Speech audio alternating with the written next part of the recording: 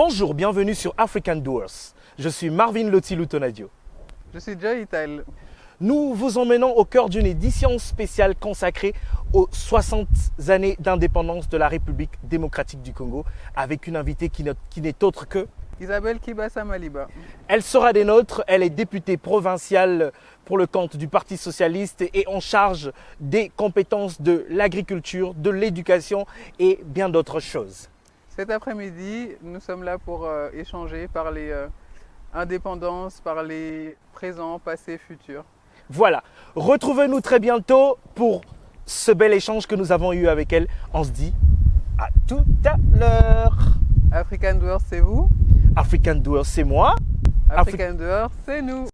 Congolais et Congolaises, combattants de l'indépendance, aujourd'hui victorieux, je vous salue au nom du gouvernement congolais. Mesdames, Messieurs, bienvenue sur African Doers pour une édition spéciale consacrée à la République démocratique du Congo. Le 30 juin 1960 au 30 juin 2020, la République démocratique du Congo, tout comme un bon nombre des États subsahariens, totalise 60 ans d'indépendance. C'est une question pour nous d'avoir un regard sur le passé, non pas sur le passé, mais également sur ce qui a été fait, ce qui se fait et ce qui se fera pour les années futures. Pour en parler, je ne serai pas seul. Je suis en présence de ma consoeur Joy Ital, qui présentera avec moi également, et de notre invitée qui n'est autre que Madame Isabelle Kibasa Maliba, députée provinciale du PS en charge des questions de l'éducation, de l'économie, de l'agriculture et tant d'autres compétences que nous aurons à découvrir avec elle. Elle est un pan entre ce pays qui est la Belgique et la République démocratique du Congo. De par son expérience, de par son origine également, avec elle nous parlerons de toutes les questions concernant la République démocratique du Congo dans tous ses aspects. Je ne vais pas tarder, sans plus doute, je vais poser la question à Madame Kibasa Maliba. Bonjour et bienvenue sur African Doers. Merci. Alors, la République démocratique du Congo va avoir à 60 ans, totalise 60 ans d'indépendance. Moi, j'ai envie de vous poser la question, quel est le moment marquant qui vous vient à l'esprit de ces 60 dernières années?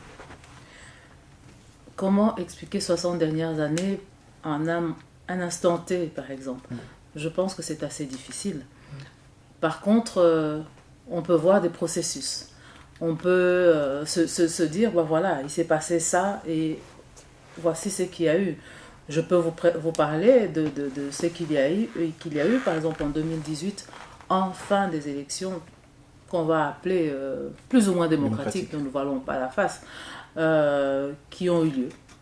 Et puis enfin, il y a eu un changement où on peut se dire, ben voilà, il y a un président qui sort et un autre qui arrive. Mais si je dis que c'est cela, c'est vraiment réduire finalement à néant tout ce qui s'est passé avant en République démocratique du Congo pour arriver à cela. Il y a eu des pionniers. Il y a eu des pionniers, et donc on peut commencer par le bras de fer Lumumba, Roi Baudouin ou Lumumba Kasavubu, etc. Et puis arriver à la création d'abord du MPR qui a un peu aspiré tous les partis qu'il y avait avant l'indépendance, et puis après l'UDPS qui a forcé la main, qui a mis le pied dans la porte pour pouvoir ouvrir finalement à d'autres partis. Donc ça c'était une bagarre qui a eu lieu c'était en 1990 justement, avec la fameuse phrase « Comprenez mon émotion ». C'était vraiment là où un dictateur a finalement déposé les armes. Donc vraiment, on va dire que c'est un passage de témoin. Oui. Il y a eu Lumumba, on va commencer à Lumumba, mais bon, je crois qu'on a, plus qu'il faut parler des 60 ans, il y a eu Lumumba et qui a passé le témoin, etc. Il y a eu l'UDPS.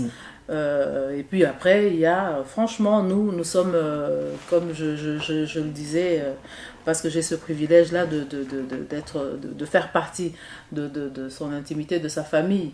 Je le disais au nouveau président en disant, waouh, on est là, mais ceux qui se sont battus sont peut-être 6 pieds sous terre, mais on le leur doit. Donc c'est ça. Donc je ne sais pas vraiment vous dire c'est quoi l'instant T, c'est quoi. Bon voilà, on va dire que c'est là. c'est cette bagarre pour la démocratie. Et ce n'est pas fini. Ce n'est pas fini. Nous sommes le 29 juin aujourd'hui, donc le 30 juin, demain, quand ça sera diffusé, vous couperez si vous voulez me faire dire autre chose. Donc, ça sera... Donc, et là, nous savons déjà qu'il y a encore d'autres choses qui se font. Il y a encore une difficulté par rapport au changement de mentalité, par rapport à ceux qui veulent museler, par exemple, la justice, etc. On doit arrêter cela. Donc voilà, l'instant c'est celui-là. J'ai un peu débordé, mais bon, voilà. Demain, ça marquera, enfin, le 30 juin, ça marque du coup les 60 ans d'indépendance qui sont scindés en 5 périodes, 5 présidents. Qu'est-ce que vous en pensez? Parce qu'on parle d'indépendance, mais dans les faits, je ne sais pas si vraiment on peut parler d'indépendance. Si, il faut quand même parler de l'indépendance. Il faut pouvoir croiser son regard dans le miroir aussi en disant indépendance. Et comme je vous ai dit, pour moi, l'indépendance, c'est pas le 30 juin. Pour moi, l'indépendance, c'est le processus. Oui, j'ai commencé par Lumumba, qui n'était pas président, mais quand même, qui a fait partie intégrante de toute cette transformation-là. Kasavubu, on a eu une période, on va dire, avec des très très grosses interférences, on va dire, étrangères, européennes. Donc il n'a pas eu les mains assez libres pour pouvoir imposer. Déjà, c'était quelqu'un de très très très bon, donc il n'était pas très incisif. Donc il n'a pas eu les mains assez libres pour pouvoir imposer son leadership, pour le leadership, même pas le leadership de Kasavubu, mais le leadership du Congolais, hein, le Congolais autodéterminé. Il n'a pas eu ces mains-là parce que bon, on a vu directement après, il y a eu des sécessions qui commençaient à naître par-ci par-là, avec Alonji Molopwe, avec Tshombe Okatanga, etc. Donc c'est tout des bâtons dans les roues qu'on lui a mis, donc il a plus passé son temps finalement à essayer de slalomer entre tenir les rênes du Congo, d'un Congo fort, qu'on n'a pas vraiment, on ne s'était pas rendu compte à ce moment-là. Et puis, bon voilà, puis se bagarrer aussi. Hein. J'ai parlé de bras de fer avec Lumumba, il y a eu un bras de fer, ne le cachons pas non plus. Ensuite, à partir de là, il y a eu quelqu'un qu'on n'a pas vu arriver, qu'on a mis là, hein, donc pour moi c'est un peu un Brutus, c'est le Brutus de Kasavubu, c'est le maréchal Mobutu qui a régné pendant 32 ans, c'est long, tellement long que on se rend compte par exemple qu'on n'avait même plus de carte d'identité, c'était la carte du parti qui faisait la carte d'identité, c'était on n'avait plus de parti politique parce qu'on était déjà enrôlé dans un parti, etc. Donc pour moi c'était vraiment la période où on pouvait avoir cette autodétermination. Mobutu avait très bien commencé, même moi j'y ai cru. Il avait très bien commencé par l'autodétermination. Je crois que en tout cas, c'est lui qui a le plus donné, insufflé vraiment ce besoin-là d'unité du Congolais. Le Congo, c'est multiple, c'est divers, mais c'est aussi un, il est un, et je pense que là, c'est Mobutu qui a quand même réussi à le faire. D'abord, par son langage très militaire, et puis son langage très volontaire, et de temps en temps, comme il se bagarrait souvent avec les Européens pour faire la nique, il se rabattait sur notre congolitude et la zaïanisation qui a mis en place la zaïanisation.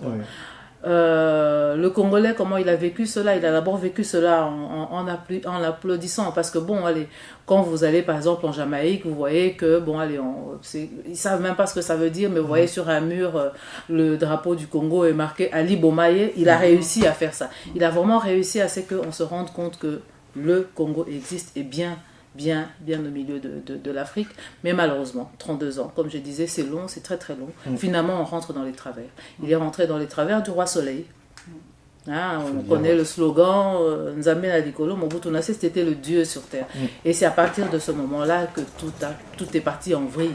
Tout est parti en vrille. D'abord, il y a eu des incursions aussi. Hein, ces amitiés qu'il a eues, finalement, il a fait rentrer des gens qui avaient l'appétit vorace. On ne s'en est pas rendu compte et qui avaient commencé à ronger le Congo déjà à ce moment-là.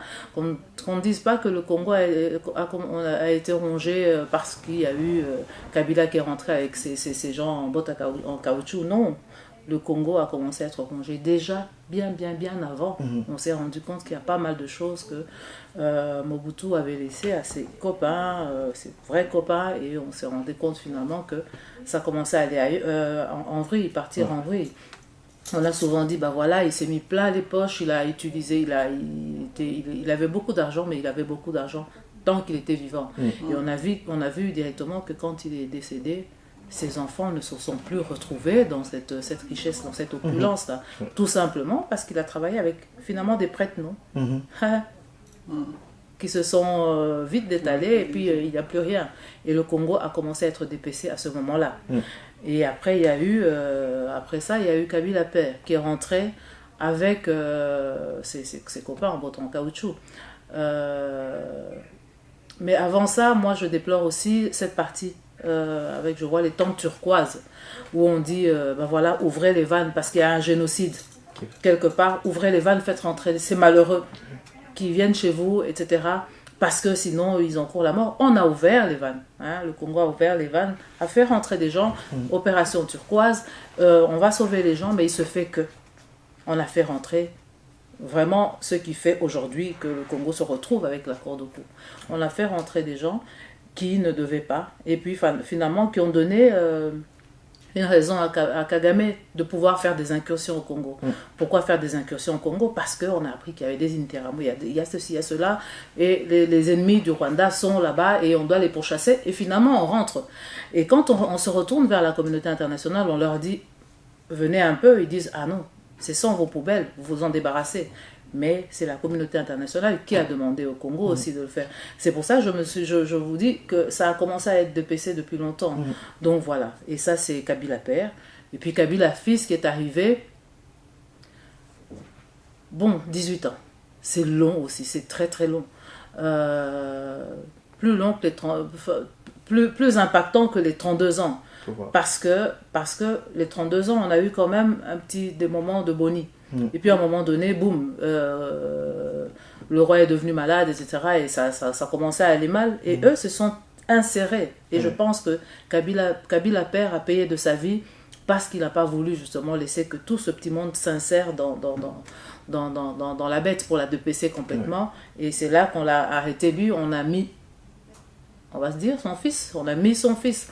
Et qui a tenu les rênes pendant 18 ans. On n'a jamais su d'où il vient, il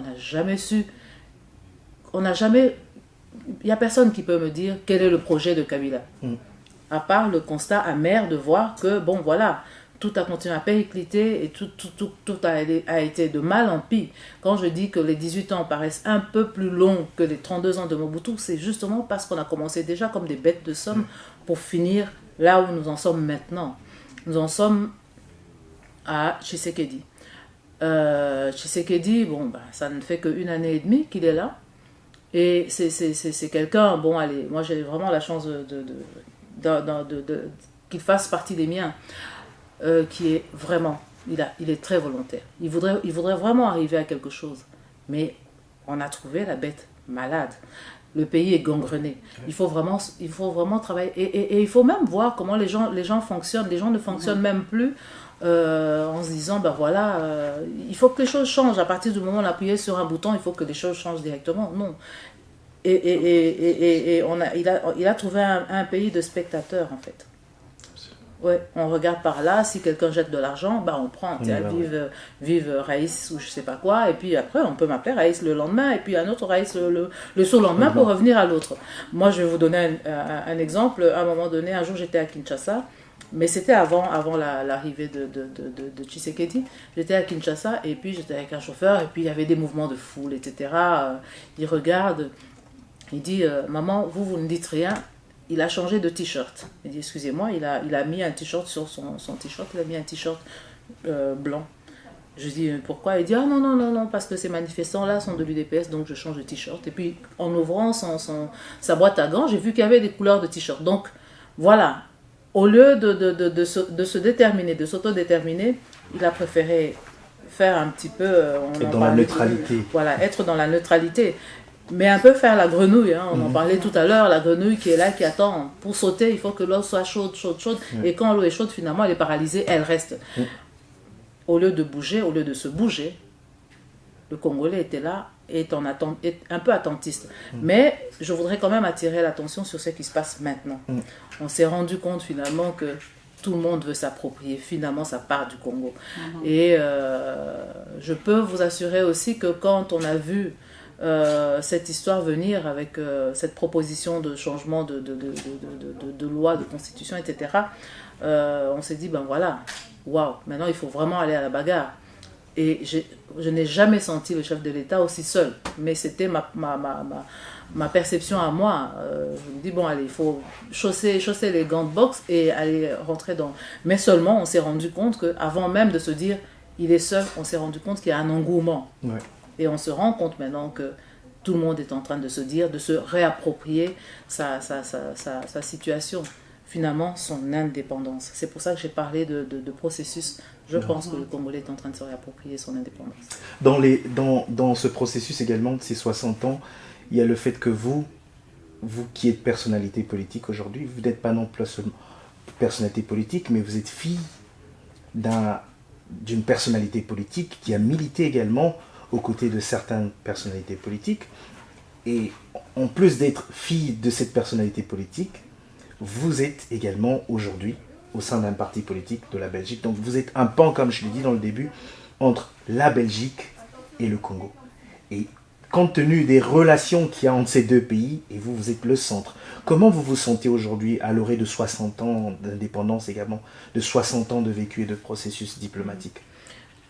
Oui, c'est vrai que j'ai vécu une sorte de privilège, de grandir dans l'intimité, de baigner dans l'intimité de ce grand monsieur, Frédéric Ibassa Maliba, qui nous a vraiment très très jeunes appris à nous battre pour nos idées, nos opinions. Moi, quand je suis née, papa était syndicaliste à Lubumbashi, donc les bagarres, tout ça, je connais les revendications, j'ai vécu dedans, j'ai baigné dedans depuis ma tendre enfance. Et quand je parle de privilèges, il y avait des privations. On a connu les résidences surveillées, les relégations dans les villages. On venait nous arrêter, nous tabasser. On se faisait tabasser par des policiers, des militaires qui rentraient dans la parcelle pour ça. Juste parce que, bon, allez, il y a eu un mot de travers de mon papa et on venait tabasser tout le monde. On a connu aussi des réunions où on se disait, tiens, les réunions de l'opposition. Et puis, quand la réunion est finie, on vous appelle pour dire la police a tiré sur ceux qui sortaient. Ils étaient tapis dans l'ombre, ils ont commencé à tirer sur des gens. On a connu ça. J'ai parlé de privilèges, mais aussi c'est quelque chose qu'on a vécu avec force. C'est ça qui a donné cette force de conviction. Alors, quand moi je suis venue ici, faisant partie de l'UDPS, il faut savoir que quand Ibassa Maliba était président de l'UDPS, c'est le premier président de l'UDPS. Quand il était président de l'UDPS, l'UDPS est rentré à l'international socialiste avec comme parrain le Parti socialiste belge. Donc quand moi je suis venue ici, j'étais comme un poisson dans l'eau. J'ai juste suivi l'affiliation l'affiliation politique de chez moi. Donc quand je suis devenue belge, c'est tout à fait naturellement que je suis allée dans ce parti politique. Oui, c'est vrai que c'est une filiation naturelle.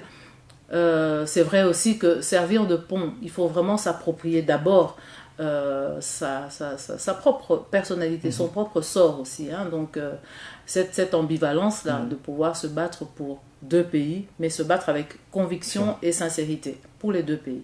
Sincèrement, quand je suis au Congo, je parle de chez nous, je parle de la Belgique, ça arrive souvent aussi à beaucoup de gens que quand je parle, et quand je suis ici en Belgique, je parle de chez nous. Des fois, quand je suis à Bruxelles, je parle du Brabant Wallon simplement. Chez nous, en Brabant Wallon, ou alors je parle du Congo.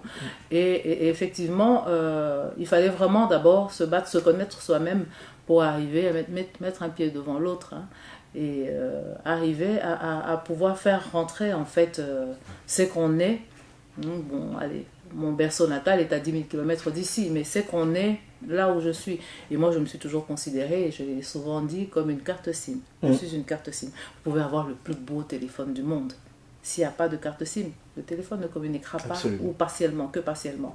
Mais par contre, la carte SIM, dès qu'on la met, elle peut communiquer. Et avec ces données, avec ce qu'elle est, avec son réseau, machin, elle peut aussi rentrer, il faut toujours rentrer dans le système. Pour moi, être un pont, c'est rentrer dans un système. C'est travailler dedans, Et non pas regarder, se dire, voilà, être en marge et dire, voilà, j'attends qu'on m'appelle, qu'on ouvre la porte. Si ça tombe, on n'ouvrira jamais la porte. Mais par contre, moi, en tout cas, je suis rentrée en me disant, voilà, je ne vais pas me faire bouffer. Mais par contre, j'ai pas mal de choses que je peux partager avec les autres. Et on verra, on avancera ensemble. Moi, quand j'ai été élue pour la toute première fois, c'était la première fois aussi que je me présentais à des élections, c'était à la commune, donc la commune de Tubize. Et mon parti venait de basculer pour la première fois dans l'opposition. Pour moi, c'était un milieu naturel. Je ne connaissais que ça. Je ne connaissais que l'opposition. Ce qui fait que, aller avec mes camarades, puisqu'on est entre socialistes, avec mes camarades, je leur ai dit, voilà, on avance. Et puis, ceux qui étaient abattus, finalement, me suivaient un peu. Tiens, Isabelle a dit ça. Tiens, c'est pas mal. Ah, tiens, donc, je redonnais du courage. Et je pense que c'est à partir de là, avec mes données de carte SIM, que j'ai réussi finalement à amener des gens avec moi, embarquer des gens avec moi pour arriver là où je suis. Alors, Mobutu reprenait Frantz Fanon lors d'une allocution en disant que l'Afrique a la forme d'un revolver dont la gâchette se trouve au Congo. Mais le Congo, aussi immensément riche qu'il soit, est encore en position de quémandeur alors qu'il est indépendant. Donc qu'est-ce que vous pensez par rapport à ça?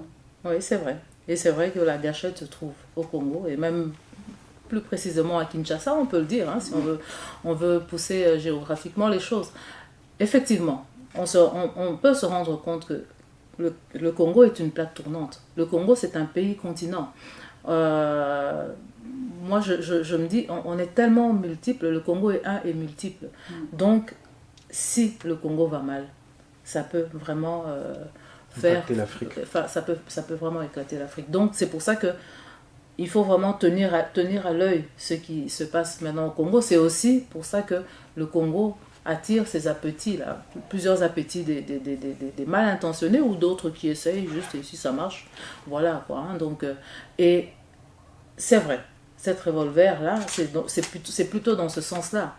Mais ça peut être aussi si on s'autodétermine. Si on s'autodétermine, on se dit, voilà, nous voulons aussi nous exister, nous voulons être... Parce qu'en fait, ce qui se passe quand on dit que le Congo est riche, mais que finalement, c'est quelqu'un d'autre qui détermine le prix de ses matières premières, etc., c'est tout simplement parce que le Congolais ne s'est pas assis pour s'autodéterminer lui-même et ne s'est pas regardé lui-même avec ses aspirations, avec ce qu'il veut d'abord pour son peuple, avant de se regarder avec les prismes déformants des autres qui disent oui, c'est un pays de cuprifères, etc., diamantifères, etc. Mais on a aussi une terre riche, mais très très riche. On a aussi une belle grande réserve à Lokolama, une grande réserve tourbière par exemple.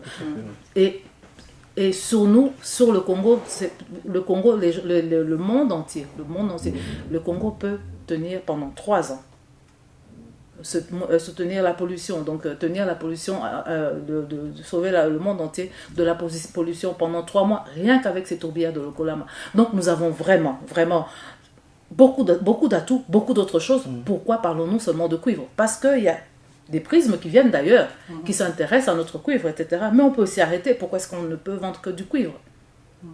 On a 50% 52%, je pense, de tout ce qui est toute l'eau, quoi, en fait. L'eau de l'Afrique, il y a 52% qui se trouve au Congo. Vous vous rendez compte? Et on le garde, et puis on préfère vendre des cuivres, on préfère parler cobalt, etc. Non, je pense que on doit se déterminer d'abord en se disant, nous avons ça. Tant pis pour le reste, on ne va pas mourir. De toute façon, le Congolais est en train de mourir si on continue comme ça. Et le Congolais ne bouffe pas le cuivre. Le Congolais ne profite pas du cobalt. Le Congolais ne profite pas du coltan. Non.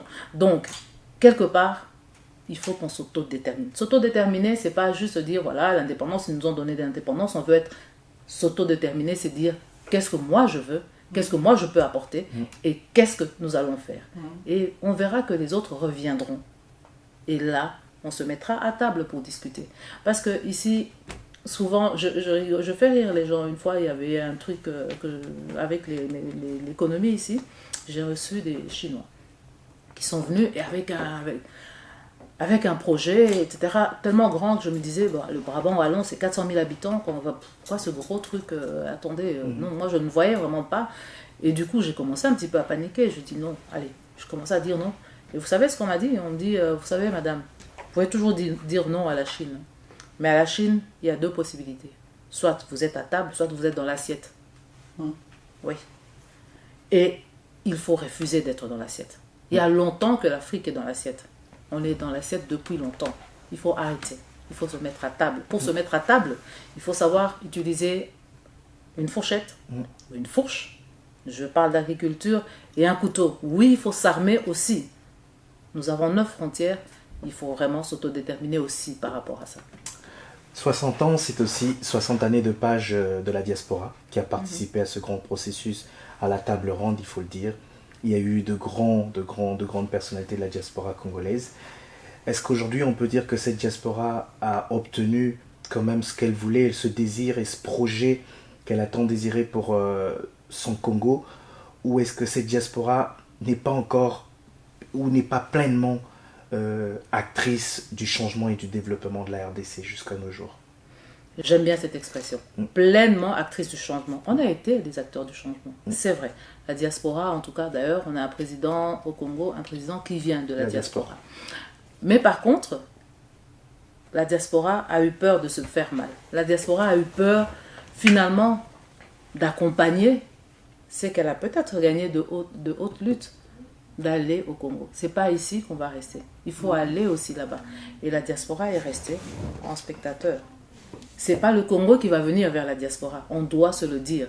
Et si la diaspora a réussi aussi à influer par rapport à cette démarche-là, c'est parce qu'elle avait aussi quand même gardé ses racines bien ancrées, ses racines congolaises. Donc il faut aller par là. Il faut aussi accompagner ce processus. Il ne faut pas juste dire, voilà, nous on attend qu'on vienne nous chercher.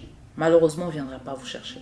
Il y a 100 millions d'habitants, 100 millions de nos frères qui ont aussi des aspirations, qui attendent aussi quelque chose, mais qui ont besoin aussi de cette diaspora-là.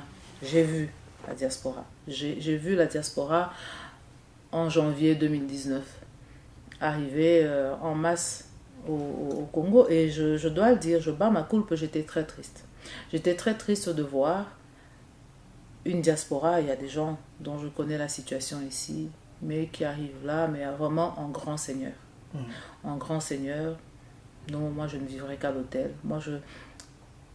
Et sans même approcher finalement la réalité du peuple. Sans même l'approcher en disant, moi j'ai un gros diplôme, c'est celui que je viens amener ici. Mais ce diplôme, il ne vaut rien si ce diplôme ne reflète pas les aspirations du peuple. Et là, on en a eu pas mal. Et je balais devant ma porte. Bon, moi, pas spécialement pour moi, mais je balais devant ma porte parce que je fais partie de cette diaspora.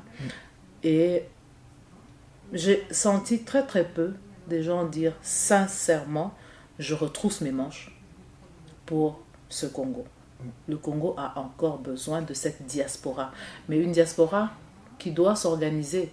Une diaspora, je l'ai vu très hétéroclite. Chacun venait avec son diplôme, chacun venait, quand j'en voyais 2 ou 3 en même temps et qu'après j'en voyais qu'un seul, allez, il déstructurait en tout cas les projets des autres pour faire valoriser le sien, etc. Ce n'est pas de ça qu'on a besoin. Voilà, c'est pas de ça qu'on a. On a vraiment, merci beaucoup Joy, on n'a pas besoin de ce diaspora opportuniste, cette diaspora opportuniste. La diaspora, elle est sincère. Il y a des vrais... En tout cas, on parle beaucoup. Moi, je suis dans plusieurs groupes. Le groupe des élus belges, par exemple. Nous avons vraiment une démarche sincère. Nous voulons vraiment aller par là. Mais je pense aussi que nous ne devons pas être là au balcon et attendre qu'on nous appelle. Personne ne nous appellera. Parce que les aspirations sont tellement fortes, tellement profondes. Si on ne s'en rend pas compte, on va rester de l'autre côté de la Méditerranée. Nous avons été témoins aussi de nombreuses manifestations civiles et politiques au Congo, mais aussi sur le continent africain de manière générale. Quel sentiment vous avez face à ça? Parce que le Congo quand même a une place, symboliquement représente vraiment un point stratégique. Et comme on le disait plus tôt, par rapport à sa position, il peut influer positivement et aussi bien négativement par rapport à tout ce qui se passe sur le continent. Donc, oui. Et effectivement, c'est vrai, bon, il y a eu des manifestations pour plusieurs choses. Mais c'est vrai aussi que comme tout se décide ici, de temps en temps, il faut aussi qu'ici, on nous entende. Comme tout se décide, de toute façon, il faut se faire entendre. Bon, au Congo, il y a eu des manifestations, et c'est peut-être pas pour les mêmes choses, mais je pense aussi que ça fait vraiment partie, comme je vous avais dit, du processus de cette autodétermination, mais réelle alors, hein, la autodétermination, l'indépendance réelle. Oui, effectivement, oui. Je pense aussi, hein, quand je reparle encore de la diaspora, je pense aussi quelque part que la diaspora, quand j'entends un peu les prises de position des élus ici, des élus congolais, des élus belges d'origine congolaise, on est tous dans chacun de nous dans nos sphères d'influence, on est tous en train de travailler pour ça. C'est aussi une autre façon de manifester. C'est pas juste pour porter un gilet jaune, mais vraiment, ce sont des gens qui ont vraiment manifesté, qui ont peut-être fait voir les choses aussi autrement, sans pour autant, parce que je pense que Macron aurait dû quand même aussi écouter très très fort et reculer un peu, mais bon, ça a été quand même assez timide, mais on a besoin de ces manifestations. Mais c'est vrai que ce qui me fait mal, moi, c'est justement, j'ai parlé d'une diaspora qui doit vraiment être bien cadrée ou sans cadrer. Il faut aussi qu'on sache pourquoi on marche. Il faut aussi que ceux qui marchent pour nous, avec nous, sachent aussi. Parce que, bon, on a souvent on fait souvent des marches et puis on finit par casser des magasins, etc. Ben, finalement, on ne nous prendra pas au sérieux. On ne nous prendra pas au sérieux. On finit par se retrouver, bon, on a vraiment manifesté pour une cause noble. Je prends ici la dernière manifestation au BLM. C'était vraiment une cause noble, mais bon, allez, ce qui est venu par après, il ne faisait pas partie de la manifestation, je sais, hein, donc, mais ce qui est venu par après a tout entaché. Donc, il faut aussi voir maintenant, avoir vraiment, je pense, allez, une communication qui soit vraiment bien claire, une communication qui soit bien précise et bien ciblée. Est-ce qu'on oui, on a besoin de manifester. Oui, on a besoin aussi de dire ce qu'on pense. Oui, il y en a qui ont eu besoin, par exemple, de déboulonner la statue de Léopold, par exemple. Bon, ça, je pense que c'est pas spécialement l'histoire. C'est qu'on doit garder de l'histoire qu'on a déboulonnée après. Parce que moi, je me suis rappelé, parce que c'est la même statue, elle était aussi sur le boulevard du 30 juin, pour les moins jeunes, on va dire. Pour les moins jeunes, moi, je vois encore cette statue-là sur le boulevard du 30 juin, je crois, de Léopold II, et on l'a enlevée, mais j'avais même complètement oublié qu'il y avait cette statue-là qui trônait sur Kinshasa, sur la plus grande artère de Kinshasa. J'avais complètement oublié ça. Et quelque part, c'est aussi une sorte de négationnisme. Voilà, quoi. Mais bon, il n'avait pas sa place, lieu d'être à Kinshasa, c'est vrai. Mais dans un musée, oui, on aurait dû le mettre dans un musée. On aurait dû mettre et expliquer ce qui se passe. Moi, j'ai la chance, je suis issu d'une chefferie, Bunkeya, où en fait, c'est vraiment le seul coin du Congo qui n'a pas été colonisé. Hein. Tout simplement parce que, justement, le roi avait envoyé un de ses agents, je ne sais pas quoi, pour aller soumettre le roi de chez nous, Msiri. Et le fils de Msiri l'a tué. Et quand vous venez à Bunkeya, il y a et c'est fou, mais on en parlera une autre fois parce que c'est aussi une de mes passions, l'Égypte. On a vraiment l'impression d'être dans l'Égypte, la vallée des rois, vraiment on a cette subdivision-là. Mais quand on sait aussi que l'Égypte, l'histoire de l'Égypte, c'est l'histoire du Nil et que le Nil vient de... Donc ça, on en parlera une autre fois, mais quand vous arrivez là, quand on a la vallée des rois, on enterre les rois, il y a le Botson qui est là. Botson que le roi des Belges a envoyé pour soumettre le peuple Yéké, qui est là. On l'a laissé là. Et pour ceux qui veulent venir même prier, devant sa tombe, etc., ils ont cette possibilité-là. Mais il est là pour l'histoire. Il est là pour dire, ici, on n'a pas touché. Ici, on n'a pas touché, voilà le sort qui... C'est bon. Donc pour moi, déboulonnons, certes si vous voulez, mais il faut garder l'histoire, mais l'histoire vraie. Doit-on dire que réellement le Congo a été indépendant qu'il a essayé d'être indépendant ou qu'il est en quête de son indépendance? Je vais vous embêter un peu, Marvin. Avec quel prisme vous voyez ce mot indépendance? Peut-on dire que ce pays a su décider tout seul, a su prendre les décisions justes pour sa nation et sa population au cours de ces dernières années?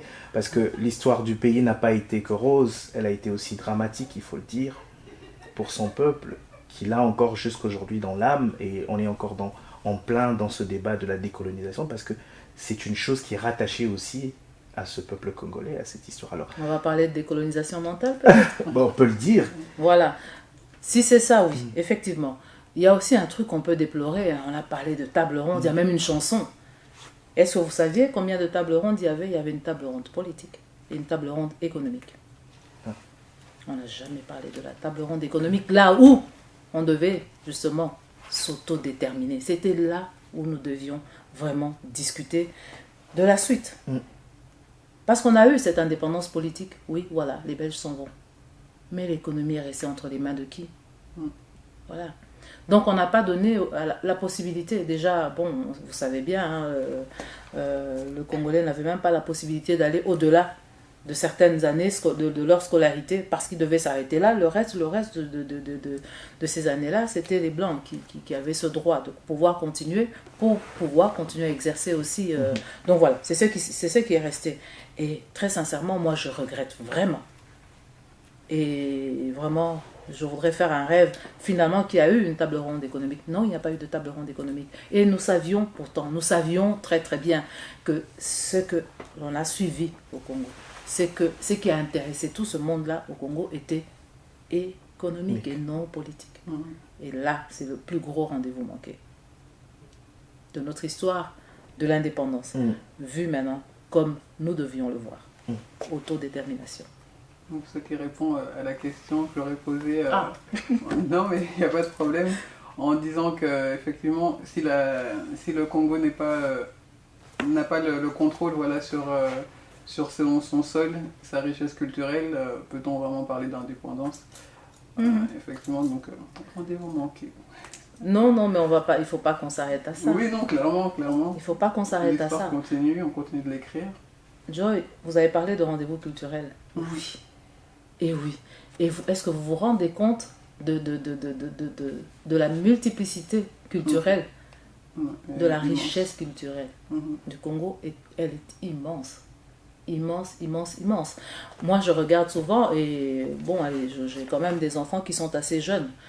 Et je sais par exemple qu'il y a une danse qui a été ici, dont on a vu, qui a un peu traversé la Méditerranée, mais qui avait la nationalité ivoirienne, alors qu'elle est née à Matongé, à Kinshasa. C'est le coupé-décalé. C'est né à Matongé, à Kinshasa. Mais seulement, quand les petits jeunes là voulaient présenter le coupé-décalé, on ne les a pas écoutés. On ne les a pas suivis. Et puis finalement, il y a un Ivoirien, je pense, qui accompagnait un jeune Congolais qui lui est très très bon en Côte d'Ivoire finalement, qui a accompagné, voilà, et c'est lui qui a pris coupé décalé et Magic System rend bien leur face. C'est aussi une richesse africaine. Absolument. Mais on peut aussi cela. On peut aussi, par rapport on a parlé de musées, etc. Nous pouvons aussi, moi j'ai fait partie, mais bon, avec mes fonctions, je ne savais plus tellement continuer là-dedans. J'ai fait partie d'un réseau, le RAPEC. C'est un réseau vraiment pour faire revenir nos œuvres d'art chez nous. Parce que si vous voulez voir la canne de musée, si vous voulez voir ceci, si vous voulez voir cela, mais pourquoi est-ce que vous ne viendrez pas en Afrique? Qu'on ait aussi nos propres musées, qu'on ait aussi... Attendez, on est africain, peut-être que bon, allez, les masques, les fétiches, tout ce qu'on a amené ici sont encore en train de pleurer. Peut-être que c'est pour ça que l'Afrique n'aura pas la paix. Ça, c'est mon côté, un clin d'œil un peu à l'africanité. Mais bon, voilà. Mais c'est ça que je me dis, finalement, on a quand même pas mal de richesses. On ne doit pas pleurer, on ne doit pas toujours se dire, est-ce qu'on a vraiment l'indépendance? Si c'est vraiment regarder avec des prismes déformants venant d'ailleurs, arrêtons un peu. Mais nous-mêmes, qu'est-ce qu'on peut faire? Nous-mêmes, comment est-ce qu'on peut faire pour faire changer des paradigmes? Nous-mêmes. Ici, je n'arrête pas de dire, quand je vois comment on s'est bagarré, on s'est battu ici avec le confinement, avec le plan de relance, on a dû tout remettre à zéro. On a dû tout remettre à zéro. Et je regardais, je dis, mais si on remet tout par terre, l'Afrique aussi est par terre. Donc on peut finalement commencer à monter et monter sans prendre trop de retard. Il y a moyen. Et surtout, allez, on a une belle jeunesse qui pourra encore faire des choses, quoi. On parlait plutôt de tourbifères. Donc le Congo aujourd'hui avec son potentiel écologique est considéré comme le deuxième poumon du monde. Donc d'un point de vue environnemental, pourrait-il assurer l'indépendance d'un point de vue, autant pour le continent, faudrait-il penser à ce que faudrait-il que les différents pays qui constituent l'Afrique puissent être unanimes, solidaires par rapport au destin du Congo, pour pouvoir envisager quelque chose de plus positif. Absolument, on a parlé de la gâchette, ça fait partie. Ça fait justement partie de ce mécanisme-là de gâchette. Mais là, c'est la gâchette Afrique, mais la gâchette qui peut se retourner vraiment contre le monde. Et oui, c'est le deuxième poumon économique. Le premier, c'est l'Amazone. C'est l'Amazonie, et on voit ce qui se passe. On voit ce qui se passe avec ce fou qu'on a mis à la tête du Brésil, qui est en train de tout brûler, etc. Donc on risque vraiment de se retrouver dans une catastrophe écologique. Et on a vraiment besoin, que les Africains, en tout cas, se mettent ensemble et qu'ils disent, voilà, nous avons ça, vous nous avez pris, vous nous avez dépecé en coltan, en cuivre, en pétrole, en tout ce que vous voulez, nous avons encore ça. Et ça, nous le tenons. Et ça n'a pas de prix. Ça, vous n'allez pas vous décider là où vous êtes en appuyant sur un bouton que ce prix c'est celui-là. Ça voudra dire que l'Africain doit devenir gardien de son propre temple. À cette jeunesse congolaise qui vous suivra et qui notamment ne connaît pas trop bien l'histoire de son pays, il faut le dire, qu'est-ce que vous pouvez bien lui dire en quelques mots, tant sur tous les aspects que représente le Congo, sur les aspects tant économiques, parce qu'il faut le dire, vous êtes en charge des compétences de l'économie, de l'agriculture, qui est très liée aussi en Afrique, il faut le dire, à cette jeunesse, parce que l'Afrique, c'est la jeunesse d'aujourd'hui. L'Afrique, c'est cette jeunesse qui va se construire, qui doit prendre ses responsabilités. À l'occasion du 30 juin 2020, que dites-vous à cette jeunesse congolaise et africaine? Oui, c'est vrai que j'ai vu que l'âge moyen du Congo, c'est 22 ans. Le Congo est jeune. Le Congo, je vous ai dit, le Congo est jeune, il est multiple. Il est jeune de sa culture, jeune aussi de son sous-sol. Mais surtout, vierge de son sol, l'agriculture. L'agriculture, il faut vraiment, s'il y a quelque chose que nous, parents, parce que maintenant, nous sommes parents, même grands-parents, nous pourrons léguer à cette jeunesse, c'est lui réapprendre à aimer sa terre et de lui réapprendre à aimer le diamant sur lequel il marche, qui est l'agriculture. Et ça, il pourra se nourrir toute sa vie. Et pourtant, le coltan, le reste peut passer, peut se terminer, mais il pourra se nourrir toute sa vie. Moi, en tout cas, si j'avais une baguette magique, je ferais en sorte, en tout cas, par exemple, que dans toutes les écoles, ici j'ai aussi l'enseignement, que dans toutes les écoles, par exemple, il y ait une section agriculture, une section horticole. C'est une richesse que nous avons. C'est une richesse qu'on ne regarde pas. Moi, j'ai une fierté quand je vois les mamans maraîchères. Je les adore. Il y en a qui commencent avec un lopin de terre derrière chez elles, et puis après qui te dit, voilà, j'ai été à Maluku, j'ai maintenant tel truc, j'avais acheté 1 hectare pour construire, finalement, j'ai construit, mais après 3 ans, parce que c'est le pondou que j'ai cultivé là, qui a finalement payé cette maison que tu vois. Ça, c'est très important. Donc, il faut vraiment je crois que la jeunesse, c'est vraiment, on a vraiment un vivier de main-d'œuvre. On a un vivier de compétences. Et il faut juste l'encadrer correctement et lui donner ses richesses. La première richesse, c'est la terre. C'est notre poumon. C'est la terre. Une avant-dernière question, il faut le dire, avant que je ne cède la conclusion à ma consoeur Joytal, il faut le dire. Pourront-on parler de l'activisme féminin pour les 60 prochaines années en RDC? Est-ce que le changement va se faire par les femmes qui vont s'impliquer tant dans la politique, dans l'économie et dans l'engagement citoyen? L'activisme féminin. J'adore le dire, mais je le dis en tant que femme. Les hommes ne se rendent même pas compte que la femme, elle est déjà dans l'action depuis longtemps. Depuis longtemps. Et elle a un peu fait son action. Elle a fait son action à telle enseigne que, quand on regarde maintenant l'ordre à venir pour le développement, on demande à tous les leaders, donc ici on parle de leadership féminin, on demande à tous les leaders, hommes ou femmes, de mettre en exergue leur part de féminité. Ça veut dire aussi, leur part de fiabilité, de patience, d'accepter de se regarder comme vulnérable, d'accepter aussi d'avoir cette vision à long terme, à long terme, parce que oui, on voit chez nous, quand on voit les villages, etc., le papa, il va où? À la chasse. Hop, il tire et il revient. C'est la maman qui reste faire le champ. C'est vraiment la patience, c'est vraiment, elle y met tout son âme, elle y met tout, et c'est elle qui reste finalement, quand le papa va guerroyer, c'est elle qui reste garder l'église au milieu du village. Il faut garder cela. Et moi, le leadership féminin, j'appelle ça la raison du plus faible. La raison du plus faible, parce qu'on entend souvent parler de la raison du plus fort, c'est pas grave. La raison du plus faible, j'ai lu un bouquin comme ça, j'ai oublié le nom de l'auteur, qui a écrit, il dit, est-ce que vous vous êtes posé la question où sont passés les dinosaures, qui étaient plus forts, qui pouvaient marcher, faire trembler la terre et tout? Où est-ce qu'ils sont passés? Ils ne sont plus là. Mais les fourmis, ce seront les derniers êtres qui vont rester sur terre quand tout sera foutu. Pourquoi? C'est la raison du plus faible. Ils ont réussi à travailler en équipe, ils ont réussi la solidarité ou le solidarisme. Ils ont réussi, se sachant vulnérables, à s'organiser. Un éléphant peut marcher sur les fourmis resteront. Une fourmi peut rentrer dans la trompe de l'éléphant et l'éléphant devient dingue. Il tombe, il meurt. Donc c'est vraiment pour vous dire, soyons en tout cas pour vraiment une vision de leadership féminin. On a besoin de ça pour le développement parce qu'on a besoin de cette vision à long terme. On a besoin de cette fiabilité qui est tout aussi féminine en fait. On a vraiment besoin de cet amour, de cette solidarité qui est vraiment féminine.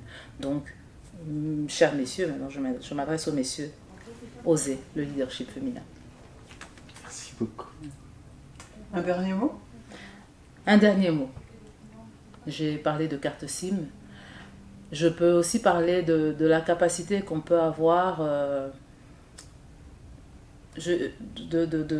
la capacité qu'on peut avoir par exemple en se disant, ben voilà, moi j'ai du courage.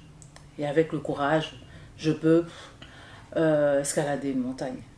Et si au courage, j'ajoute la solidarité, je peux créer un pont.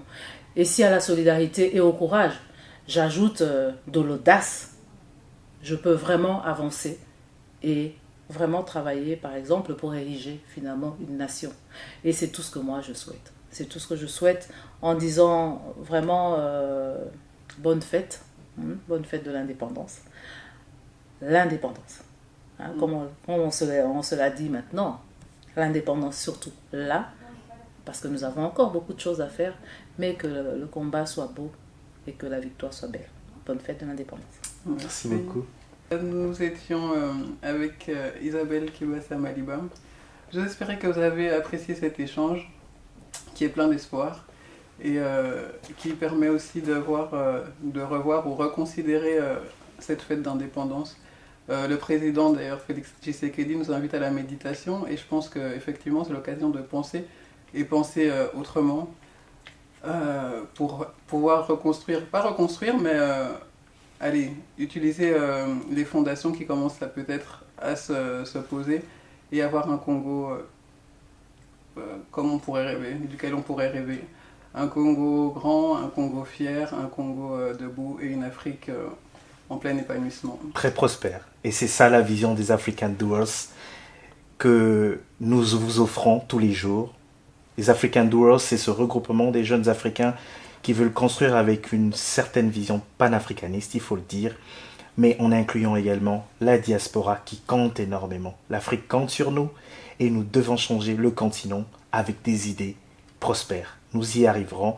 Voilà, c'est la fin de cette édition, cette capsule spéciale 30 juin pour la RDC et nous vous disons à très bientôt. Au revoir. Au revoir, à bientôt. Au revoir.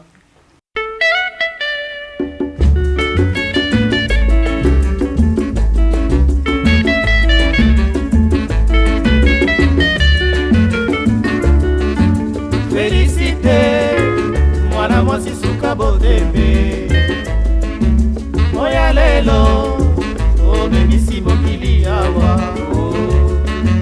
na mopanzi tala elenge ya paraiso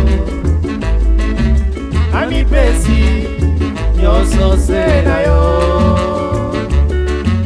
felicite mwana mwasi suka